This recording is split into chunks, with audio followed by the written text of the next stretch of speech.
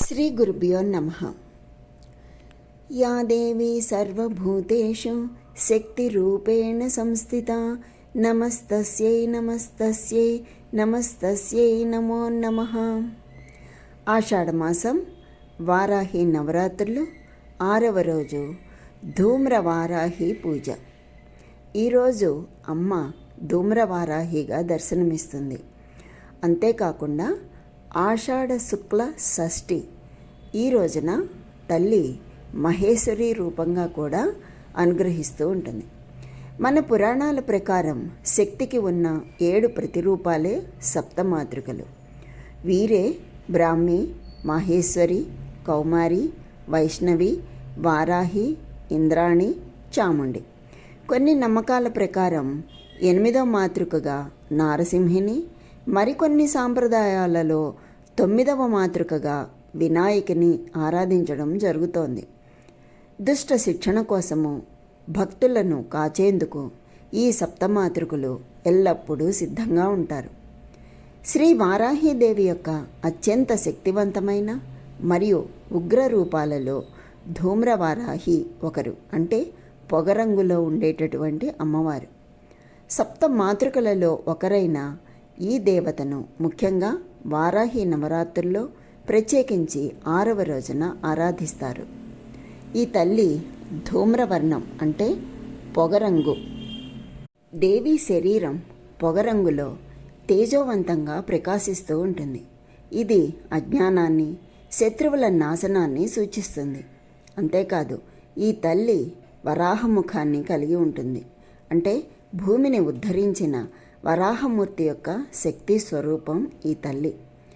సాధారణంగా ధూమ్రవారాహి 4 లేదా 8 చేతులతో దర్శనమిస్తుంది. చేతులలో దండం, నాగలి, ముసలం అంటే హలం, రోకలి, అలాగే పాశం, అంకుశం, కపాలం వంటి ఆయుధాలను ధరించి శత్రు సంహారానికి సిద్ధంగా ఉన్నట్లు కనిపిస్తుంది. ఈ తల్లి వాహనం మహిషం లేదా శవాసనం లేదా సింహాసనం మీద ఆసీనురాలిగా తాంత్రిక గ్రంథాలలో వర్ణనలు కనిపిస్తూ ఉంటాయి మనకి. అంతేకాకుండా ఈ తల్లి శత్రువుల దుష్ట ఆలోచనలను, చర్యలను అణిచివేయటానికి ధూమ్రవారాహి ఉపాసన విశేషంగా చేస్తారు. అంటే స్తంభన క్రియలకు సంబంధించినటువంటి ఉపాసన విశేషంగా చేస్తారు.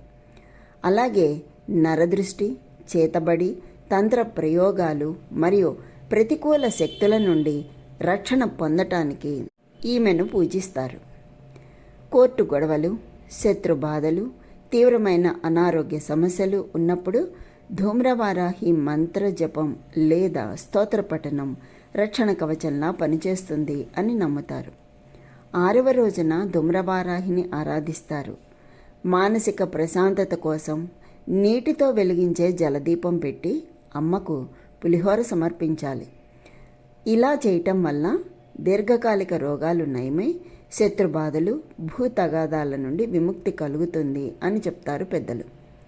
ధూమ్రవారాహి అనేది మహావిద్యా వారాహి యొక్క కమండల రూపం. ఆమె ఒక దేవత. ఆ తల్లి రూపం చాలా దేవాలయాల గర్భగుడిలో, ముఖ్యంగా చిత్తడి ప్రాంతాలలో నెలకొని ఉంటుంది.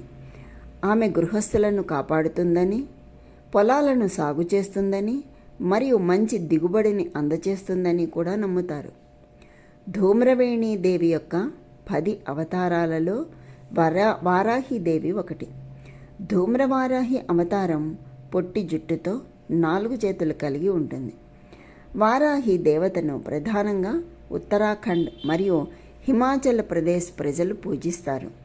ధూమ్రవారాహి దుర్గా అవతారం మరియు మహేంద్ర కొండలలో నివసిస్తుంది. ఆ తల్లి భూమాత యొక్క స్వరూపం. తల్లి భూమి యొక్క ఆదర్శ ప్రాతినిధ్యం. అంటే తన పిల్లలందరికీ ప్రతిదీ అందిస్తుంది అని దీని అంతరార్థం. పంటలను తెగుళ్ళు మరియు వ్యాధుల నుండి రక్షించే దేవత. పంటలకు సకాలంలో వర్షాలు కురిపించే దేవత. రైతులకు కోత కోసే వారికి అవతారమెత్తిన దేవత ఆ తల్లి. శక్తివంతమైన దేవత మనం చేసే ప్రతి పనిలో మనకు శ్రేయస్సు మరియు సమృద్ధిని ప్రసాదించే దేవత. ఈ దేవత అనుకూలమైన పంటను మంజూరు చేస్తుంది. అంటే మంచి పంటను అందజేసేలాగా ఆ తల్లి అనుగ్రహిస్తుంది. ఈ తల్లి ఆరాధన అంగారకుణ్ణి శనిని కూడా సంతోషపెట్టడంలో సహాయపడుతుంది. అంటే ఆ గ్రహ దోషాలను పరిహరిస్తుంది అని. వారాహిదేవి లలిత త్రిపుర సుందరీ దేవి యొక్క సైన్యాధ్యక్షురాలు, అంటే దండనాథ. లలితోపాఖ్యానంలో బండాసురుడితో జరిగిన యుద్ధంలో వారాహిదేవి సైన్యాన్ని నడిపించి విజయాన్ని చేకూర్చింది. అంతేకాకుండా ఆధ్యాత్మికంగా మనలోని అజ్ఞానాన్ని, అహంకారాన్ని, అంటే మనలో ఉన్నటువంటి కామ, క్రోధ, లోభ, మోహ, మదమాశ్చర్యాలు అనేటటువంటి అరిషడ్వర్గాలు, అంటే ఆ అంతఃశత్రువులను సంహరించి ఆత్మజ్ఞానాన్ని ప్రసాదించే శక్తికి ఈ ధూమ్రవారాహి ప్రతీక. అంతటి మహిమాన్వితమైనటువంటి అవతార స్వరూపం ఈ వారాహిదేవి యొక్క ధూమ్రవారాహి స్వరూపం. కనుక ఈ ధూమ్రవారాహి యొక్క అనుగ్రహం అందరికీ కలగాలని కోరుకుంటూ